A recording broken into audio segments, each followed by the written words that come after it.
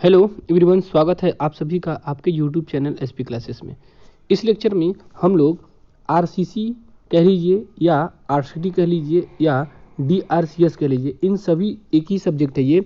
इससे संबंधित जो डिजाइनिंग स्टेप हैं उसको और इसमें क्या फार्मूले हैं इसे देखिए। इस यहाँ से छोटे छोटे प्रश्न बनते हैं जो किसी भी entrance exam, SSC JE, railway JE और अन्य भी जो एक एग्जाम हैं उसमें ये छोटे छोटे प्रश्न फार्मूले बेस्ड पे पूछ लिए जाते हैं, जिन्हें हम आपको इस लेक्चर के माध्यम से छोटे छोटे पार्ट में समझाने की कोशिश करेंगे और छोटी छोटी चीज़ें पूछी जाती हैं। स्टार्ट करते हैं। यहाँ पर लिखा हुआ है कि भार, तो किसका भार कितना होता है मीटर क्यूब के हिसाब से, ये देख लेते हैं। तो सादा कंक्रीट यानी कि प्लेन कंक्रीट का जो वेट होता है वो 24 किलो न्यूटन पर मीटर क्यूब, यानी कि 1 मीटर क्यूब का अगर कोई कंटेनर है, बना हुआ कोई बॉक्स है, तो उसमें 24 किलो न्यूटन या 2400 केजी, केजी में और न्यूटन में दोनों यहाँ पर कंफ्यूजन होता है बहुत सारे बच्चों को। तो 1 मीटर क्यूब में क्या होता है 2400 केजी या 24 किलो न्यूटन। जिस तरीके से हम लोग कहते हैं कि 1 मीटर क्यूब में कितने ब्रिक आएंगे, तो 1 मीटर क्यूब में कितने ब्रिक आते हैं 500। उसी तरीके से यहाँ पर भार बताया जा रहा है कि प्लेन कंक्रीट है तो उसमें कितना उसका भार होगा। दूसरा पॉइंट है प्रबलित कंक्रीट। तो प्रबलित कंक्रीट जो आरसीसी मेंबर है, जिसमें हम लोग प्रबलित का जिसमें हम लोग रेनफोर्समेंट या स्टील का प्रयोग किए हैं, तो उसका जो पर मीटर क्यूब का वेट होता है वो होता है 25 किलो न्यूटन या कह सकते हैं कि 2500 केजी पर मीटर क्यूब उसका वेट होता है। देन प्रबलन इस्पात, तो प्रबलन इस्पात का वेट 1 मीटर क्यूब में कितना होता है, तो न्यूटन में देखते हैं तो लिखा हुआ है 78.5 किलो न्यूटन पर मीटर क्यूब, अथवा इसको कह सकते हैं अर्थात कि 7850 केजी 1 मीटर क्यूब में होता है।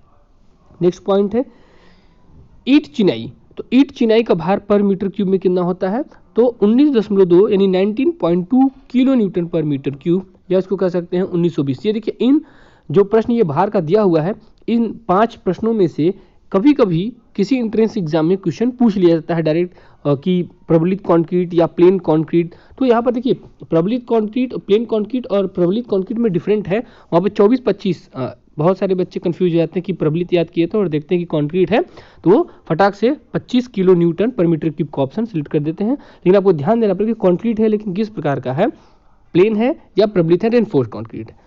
देन मृदा की बात करते हैं, सॉइल की बात करते हैं, तो पर मीटर क्यूब जो इसका भार होता है वो होता है 17.6, अर्थात कह सकते हैं 1760 केजी पर मीटर क्यूब, यानी कि 1 मीटर क्यूब में इतने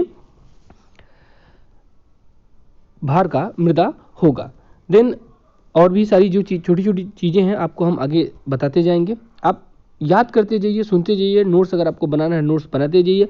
अगर किसी भी बच्चे को इसका पीडीएफ चाहिए कि हमें पीडीएफ लेना है तो आप हमें कमेंट कर सकते हैं, मैसेज करते हैं अपना नंबर, हम आपको इसका पीडीएफ प्रोवाइड करा देंगे।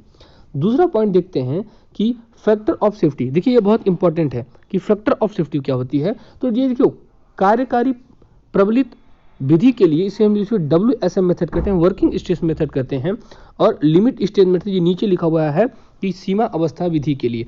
तो वर्किंग स्ट्रेस के लिए हम लोग फैक्टर ऑफ सेफ्टी FOS, क्या है FOS कितना यूज करते हैं कंक्रीट के लिए और स्टील के लिए। और जब लिमिट स्टेट मेथड में उसको पार्शियल फैक्टर ऑफ सेफ्टी कहा जाता है, PSF कहा जाता है, पार्शियल फैक्टर ऑफ सेफ्टी कहा जाता है। तो उसमें कंक्रीट के लिए और इस्पात के लिए कितना होता है, तो देख सकते हैं कि प्रबलित यहाँ पर क्या होता है कि कंक्रीट यानी कि factor of safety for a concrete के लिए कितना होता है 3 होता है। FOS की जो वैल्यू, ये देखिए बहुत मैक्सिमम एग्जाम में पूछता है, बच्चे कंफ्यूज होते हैं कि factor of safety and partial factor of safety. तो वर्किंग स्ट्रेस में हम लोग फैक्टर ऑफ सेफ्टी कहते हैं और लिमिट स्टेट मेथड में जो यूज होगा डिजाइन का उसमें क्या कहेंगे पार्शियल फैक्टर ऑफ सेफ्टी। तो factor of safety for the concrete in working stress method जो होता है वो क्या होता है 3 होता है, और इस्पात के लिए जो होता है वो 1.78। किसके लिए factor of safety in a working stress method. दूसरी बात करते हैं कि partial factor of safety for the limit state method. Limit state में क्या होगा, तो कंक्रीट के लिए partial factor of safety concrete के लिए कितना होता है 1.5। देन पार्शियल सेफ्टी फैक्टर जो होता है वो लिमिट स्टेट में इस्पात के लिए कितना होता है, स्टील के लिए कितना होता है, तो 1.15। ये मैक्सिमम 4 चीज़ों में से कभी न कभी किसी न किसी एग्जाम में तो ये श्योर है कि ये पार्शियल फैक्टर ऑफ सेफ्टी और फैक्टर ऑफ सेफ्टी पूछेगा। देन भार या एफडी के लिए हम लोग क्या करते हैं, किसी भी लोड को फैक्टोरियल लोड में कन्वर्ट करने के लिए जब हम लिमिट स्टेट मेथड आपको बताएंगे तो इसमें हम लोग डायरेक्ट लोड को नहीं लेते हैं, यहाँ पर हम लोग एफडी यानी कि 1.5 जो उसको उस लोड को फैक्टोरियल लोड में कन्वर्ट कर देता है, इसका हम लोग क्या करते हैं, मल्टीप्लाई करते हैं।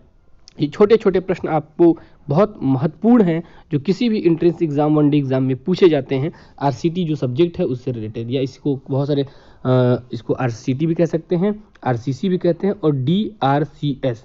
तो ये सब्जेक्ट का नाम एक ही है, बस इसके फ्रंट पेज या इसमें जो नाम इसका चेंज है। ठीक, अब थर्ड पॉइंट देखते हैं यहाँ से, प्रतिबल यानी स्ट्रेस। तो स्ट्रेस किसके लिए कितना होता है। अब यहाँ पर इस चीज़ को ध्यान देना है कि स्ट्रेस हम किसके अकॉर्डिंग फाइंड आउट करेंगे। तो स्ट्रेस को फाइंड आउट करने के लिए हमें सीमेंट कंक्रीट के मिक्सअप को ध्यान देना पड़ेगा, किस प्रकार का मटेरियल है। तो यहाँ से देखिए एक रेशियो भी पूछ लेता है, इससे पहले हम आपको उस रेशियो को बता देते हैं। यहाँ पे जैसे M15 लिखा हुआ है तो M5, M7.5, M10, M15, M20, M25। तो इसमें कितना रेशियो होता है इस बात को समझिएगा। तो रेशियो को ध्यान देना है, तो रेशियो हम आपको बताते हैं कि रेशियो कितना होता है इसका। तो इसका जो होगा वो रेशियो जो है वो 1:5:10, इसका 1:4:8, इसका है 1:3:6, इसका हो जाता है 1:2:4। M20 का होता है 1, 1.5, 3 और इसका हो जाएगा 1, 1, 2। ये देखिए ये आपका जो है वो ये जो M डिनोट करता है मिक्स किसका, ये स्ट्रेंथ, कैरेक्टरिस्टिक स्ट्रेंथ जो है उनका ये रेशियो होता है। ये भी एग्जाम में डायरेक्ट पूछ लिया जाता है कि किसी भी मिक्स M5 का रेशियो क्या होगा।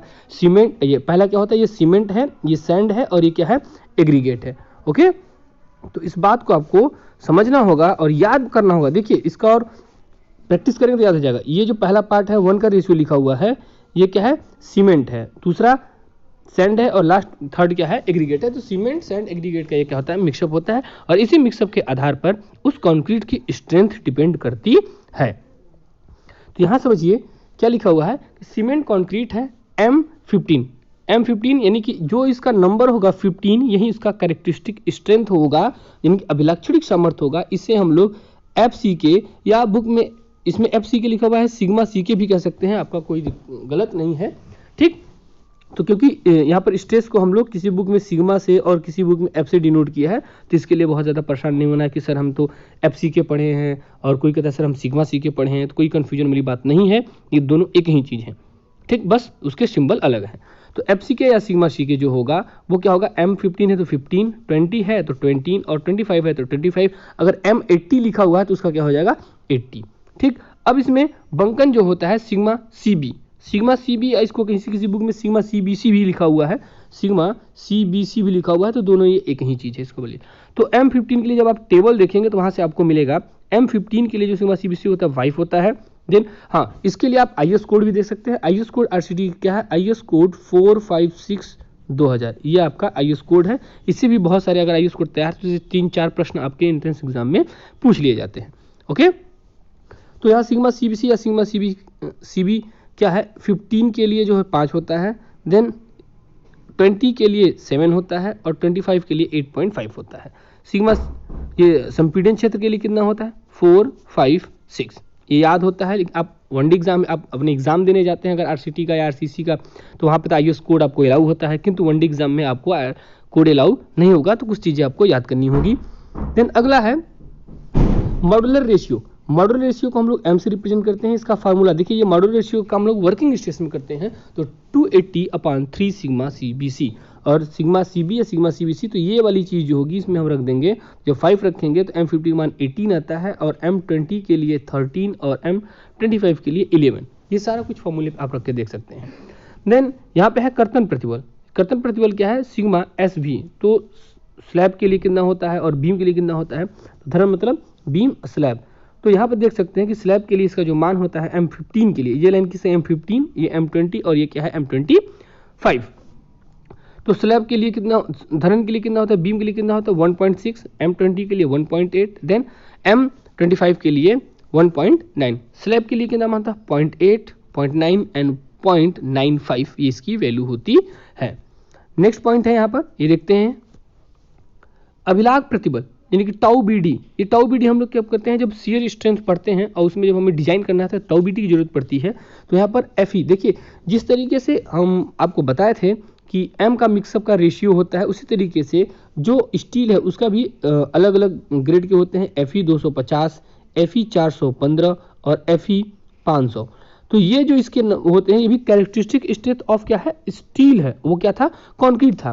तो अगर यहाँ पर क्या होता है F5 पूछ लिए तो अगर 250 है तो यहाँ पर Fy की वैल्यू 250 होगी, 415 है तो Fy की वैल्यू 415 होगी और 500 है तो Fy की वैल्यू 500 होगी। ओके, यहाँ पर देखते हैं कि Fe 250 के लिए जो टेंसाइल छड़ है, तनन छड़ है, एक बात ध्यान रखिएगा कि जिस मेंबर में किसी भी मेंबर में अगर जिधर आपका टेंशन होगा उसी साइड हम क्या करते हैं, स्टील को प्रोवाइड करते हैं। अगर ऊपर से लोड लग रहा है तो नीचे की तरफ टेंशन होगा तो हम लोग नीचे की तरफ प्रोवाइड करेंगे। लेकिन अगर कैंटिलीवर बीम है तो कैंटिलीवर बीम में जब इस तरीके से पार्ट होता है तो ऊपर की तरफ टेंशन होता है तो हम लोग स्टील कहाँ देते हैं, ऊपर की तरफ देते हैं, ध्यान रखिएगा। तो यहाँ से एक बात है कि Fe 415 और 500 के लिए क्या होता है, तो 9.96, 1.28 एंड 1.44 ये इसकी वैल्यू होती है। तो आई होप ये इतनी चीज़ें आपको समझ में आ गई होंगी, इतनी चीज़ याद कर लिए। बाकी जो पार्ट होगा, फार्मूले होंगे, जो डिजाइनिंग स्टेप होगी, वो हम लोग अगले लेक्चर में देखेंगे। Okay, thank you.